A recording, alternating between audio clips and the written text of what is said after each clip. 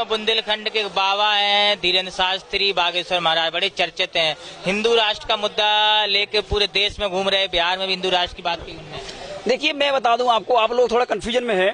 जो धीरेन्द्र शास्त्री हैं, एक प्रकार से मैं बताऊं आरएसएस और बीजेपी के प्रवक्ता हैं। दूसरी बात मैं बताऊं कि कुछ झंडुओं ने उस पंडू को बनाया है, ठीक है। वो कोई ऐसा नहीं है कि मतलब कुछ प्लानिंग से ही बनाया है। तो हम ऐसे झंडुओं को नहीं मानते हैं, भले वहां पे कितनी भी भीड़ आ जाए, क्योंकि इस देश में संविधान चल रहा है। हिंदू राष्ट्र की बात करते हैं, उनके बाप में दम है, कोई एक गांव बना दे हिंदू राष्ट्र, हिंदू गांव बना के दिखाएं। और हम कहते हैं क्या लिखा है प्रस्तावना, एक बार प्रस्तावना पढ़ के दिखाएं। और उस मंच से जो लगाते हैं, जहां से हिंदू राष्ट्र की बात करते हैं, एक बार प्रस्तावना पढ़ें।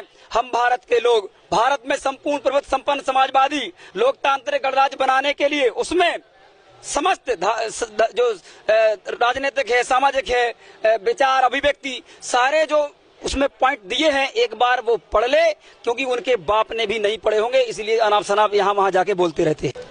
नमस्कार, आप देख रहे राजधानी समाचार। बात की जाए मध्य प्रदेश की राजधानी भोपाल की, और भोपाल में लगातार तमाम संगठन 2023 चुनाव को लेकर तैयारी कर रहे हैं। ओबीसी महासभा मध्य प्रदेश में बड़ा संगठन है, वह पूरे जिले, जो मध्य प्रदेश के तमाम जिले हैं, तमाम जिले में विस्तार भी है। आज तमाम जिले के जिलाध्यक्ष, जिला प्रभारी बैठक में आए। हमारे साथ महेंद्र सिंह लोधी हैं, जो ओबीसी महासभा के कार्यकारिणी सदस्य हैं और सबसे बड़ी राष्ट्रीय कार्यकारिणी मेंबर हैं। सबसे बड़ी बात है कि बिहार के जो मंत्री हैं, शिक्षा मंत्री चंद्रशेखर यादव भी आज आए। क्या कहा चंद्रशेखर यादव ने और क्या ओबीसी महासभा को? देखिए, माननीय शिक्षा मंत्री चंद्रशेखर यादव जी, क्योंकि ऐसी धरती से आए थे जहां से गौतम बुद्ध हैं, और उन्होंने ये समझाने का प्रयास किया है कि हमारा दुश्मन कौन है और दोस्त कौन है।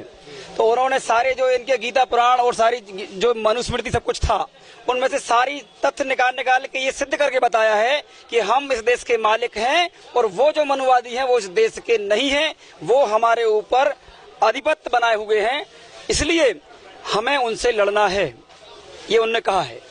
आप भी बुंदेलखंड से आते हो, बुंदेलखंड के बाबा हैं धीरेन्द्र शास्त्री बागेश्वर महाराज, बड़े चर्चित हैं। हिंदू राष्ट्र का मुद्दा लेके पूरे देश में घूम रहे, बिहार में भी हिंदू राष्ट्र की बात की उन्होंने। देखिए, मैं बता दूं आपको, आप लोग थोड़ा कंफ्यूजन में है। जो धीरेन्द्र शास्त्री हैं, एक प्रकार से मैं बताऊं आरएसएस और बीजेपी के प्रवक्ता हैं।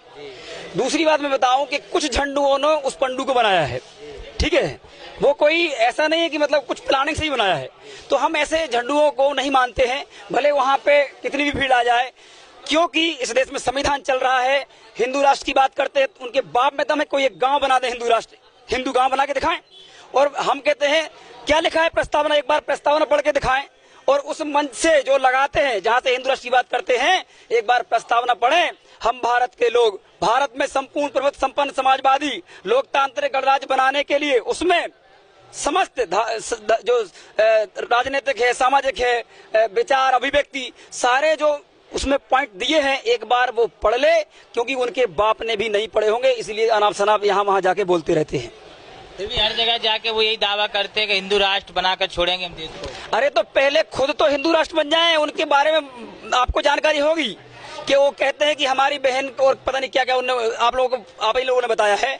तो मैं रियल बताऊं, वो सिर्फ प्रोपेगेंडा है हिंदू मुस्लिम करने के लिए, क्योंकि इस देश के अंदर होता क्या है कि वोट जो है वो हिंदू मुस्लिम के नाम पे लेने के प्रयास करते हैं, और वही एजेंडा सेट किया जा रहा है। वोट और दंगा के लिए हिंदू है और हिंदू मुस्लिम कराया जाता है। जब अधिकारों की बात आती है तो तुम लोधी हो, तुम कुर्मी हो, तुम कुशवाहा हो, तुम ये हो, तुम वो हो। 3000 शासित जातियां और 3000 एसटीसी की जातियों को गुमराह करने का प्रयास किया जाता है। यह सिर्फ और सिर्फ एक आरएसएस का प्रोपेगेंडा है, उसी का एक रूप है जो कि पूरे देश के अंदर वैमनस्यता फैला रहा है।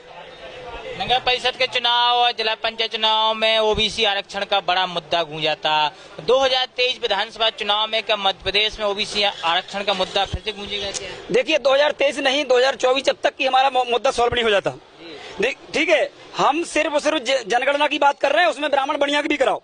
और जो संख्या के अनुपात में से ज्यादा बैठे हुए हैं ब्राह्मण बनिया, उनको बाहर करना चाहिए, क्योंकि ये लोकतंत्र है। लोकतंत्र में आपको मैं बता दूं एक उदाहरण के रूप में, आपके मान लो 5 बेटे हैं, तो बताइए अगर मान लो खुदा न खास्ता कोई मर जाता है पिताजी, तो संवैधानिक तौर पर क्या होता है, 5 बच्चों को बराबर हिस्सेदारी मिलती कि नहीं मिलती? तो लेकिन हमारे लोग फिर भी नहीं समझ पा रहे। इसलिए इस देश के अंदर अघोषित जो इमरजेंसी लगाने का जो प्रयास किया जा रहा है मोदी जी के द्वारा, आरएसएस के द्वारा, वो नहीं चलेगा। ओबीसी महासभा इसका विरोध करती है, चाहे कुछ भी हो जाए। ये हमारे देखो धर्मेंद्र कुशवाहा जी हैं, लगातार हम लोग लड़ रहे हैं। बात करिए आप क्या कहना चाहते हैं? आज कार्यक्रम होगा, बैठक हुई। देखिए, जो आज ओबीसी महासभा के तत्वाधान में आज ओबीसी की तमाम जातियों का एक महापंचायत का आयोजन किया गया और इस पंचायत में ये निर्णय लिया गया कि जो हमारे मध्य प्रदेश के जो हिस्सेदारी के मुद्दे हैं, आज तक आजादी के बाद तक अभी तक ना हमारे कोई आज तक हिस्सेदारी नहीं मिली। अब इस महापंचायत में ये दिशा एक निर्णय लिया गया जो हमारी हिस्सेदारी देगा। और खासकर हम पहले से कह के चल रहे हैं कि शिवराज सरकार जो 18.5 साल हो चुके हैं और आज हमारी हिस्सेदारी नहीं दी, सबसे पहले उसको काटने का काम करेंगे। जो हमारी हिस्सेदारी और हमारे मुद्दों को पूरी तरह से लागू करेगा, हाँ, पिछड़ा वर्ग उनके साथ जाएगा। और क्षेत्र में बड़ा कुशवाहा समाज का वोट में बैंक माना जाता है, किधर कुशवाहा समाज ओबीसी महासभा जाएगी? देखिए, एक बात बोलिए, ये कुशवाहा नेताओं से बात करिए इस बात के लिए। मैं ओबीसी का एक छोटा सा सिपाही हूँ। मैं तो सीधी बात जमात की बात करने वाला हूं। और जो शरद यादव जी ने, लालू यादव जी ने और साहब कांसी राम जी ने जो दर्शन दिया जमात का, उस काम के लेकर मैं कहना चाहता हूं कि चंबल में 85% के लोगों के जो प्रत्याशी बनेंगे, जो SC ST OBC के प्रत्याशी बनेंगे, उन्हीं को वोट दिया जाएगा। इसके अलावा किसी को वोट नहीं दिया जाएगा। खुलकर कह दिया है धर्मेंद्र कुशवाहा ने भी कि जो चंबल में ओबीसी महासभा के लोग उतरेंगे उन्हीं को वोट देंगे। देखना होगा 2023 में ओबीसी महासभा क्या भूमिका निभा रही है और क्या तीसरा मोर्चा उभर के उभरेगी क्या मध्य प्रदेश की राजनीति। जुड़े मसानी निवेश रुपए, भोपाल, मध्य प्रदेश।